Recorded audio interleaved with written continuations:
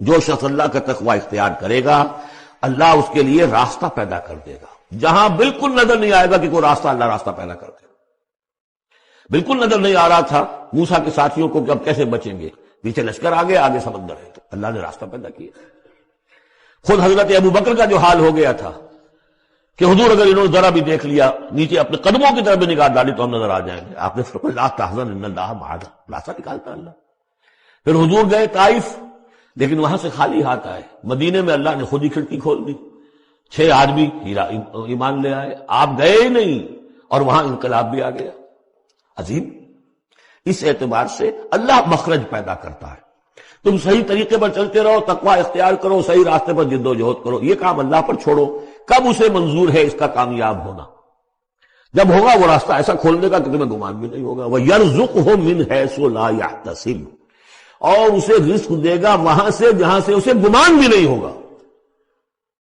اقامت دین کی جد و جہد ہو، غلبہ دین کی جد و جہد ہو، اپنے آپ کو ان صلاتی و نسکی و محیایا و مماتی اس کا فیصلہ کرنا ہو تو سب سے بڑی رکاوٹ آتی کھائیں گے کیا؟ تو اللہ تو کہتا ہے رازق میں ہوں۔ ہے ایمان اور یقین اس پر؟ کر کے دیکھو تو صحیح، اس پر اعتماد تو کرو۔ لیکن یہ کہ اس پر اعتماد کرنا، توکل، بڑی مشکل بات ہے۔ وہ تو جتنا ایمان ہوگا اتنا ہی اعتماد ہوگا، اور گہرا ایمان ہوگا گہرا اعتماد ہوگا۔ وَمَن يَتَّقِ اللَّهَ يَجْعَل لَّهُ مَخْرَجًا وَيَرْزُقْهُ مِنْ حَيْثُ لَا يَحْتَسِبُ وَمَن يَتَوَكَّلْ عَلَى اللَّهِ فَهُوَ حَسْبُهُ۔ یہ تو ابھی تقوی والے کی بات ہے کہ وہ وہاں سے رزق دے گا جہاں سے اسے ملے گا بھی نہیں، اور جس نے اللہ پر توکل کر لیا تو وہ اس کے لیے بہت کافی ہو جائے گا۔ توکل کر کے تو دیکھو، حسبہ، وہ اس کے لیے کافی ہے۔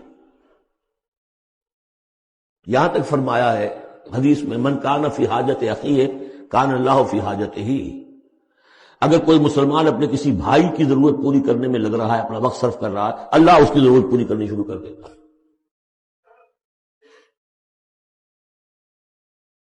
فکر ماں در کار ماں آزار ماں، کار ساز ماں بے فکر کار ماں، یہ فارسی شاعری کے اندر یہ دینی حقائق ہیں۔ کار ساز ماں بے فکر کار ماں، میرا کارساز میرے کاموں کی فکر کر رہا ہے، میں نے اپنے آپ کو اس کے کام کے لیے لگا دیا۔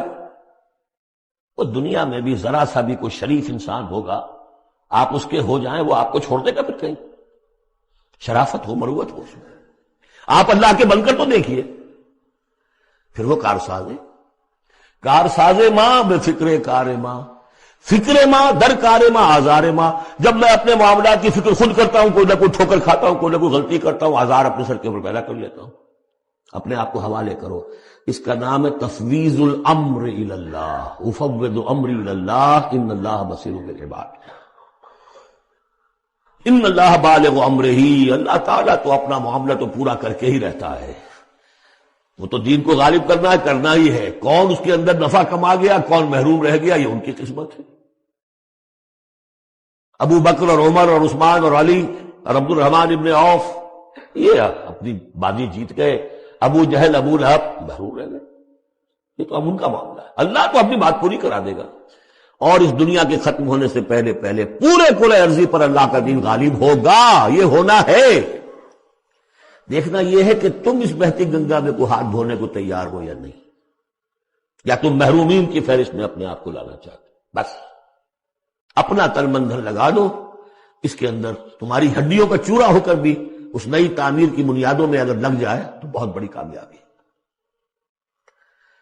قد جعل اللہ لکل شیء قدرا، بہت عمدہ مقام ہے، اللہ نے ہر چیز کے لیے ایک اندازہ مقرر کیا ہوا ہے، کب اللہ کی مدد آئے گی یہ بھی اس نے طے کیا ہوتا ہے۔ You have to qualify، pre qualification conditions ہیں، تب مدد آئے گی، یوں نہیں آتی مدد۔ اپنا سب کچھ لگا دو، پھر کہو کہ اللہ میری 15 برس کی کمائی کل میدان میں نے ڈالی ہوئی ہے، 15 برس کی کمائی، دن کی اور رات کی کوششیں ہیں میری، صبح اور شام کی کوششیں ہیں میری، 15 برس وہ میدان میں نے لا کے ڈال دی۔ تب پکارو اللہ کو۔ اپنا مال بچا کے رکھنا ہے، اپنی مستقبل کو بھی بچانا ہے، اپنی اولاد کو بھی بچانا ہے، اور اللہ کا دین غالب ہو جائے۔ کہیں نام لکھا کے کسی جماعت میں شامل ہو کر بڑا تیر مار دیا، گویا کہ اللہ تعالیٰ تو جانتا ہی نہیں کتنی کنٹریبیوشن ہے، کتنا ایثار ہے، کتنی قربانی ہے، کتنا وقت ہے، کتنی محنت ہے، اللہ جانتا ہے۔ باقی اس نے ہر چیز کا ایک اندازہ مقرر کیا ہوا ہے۔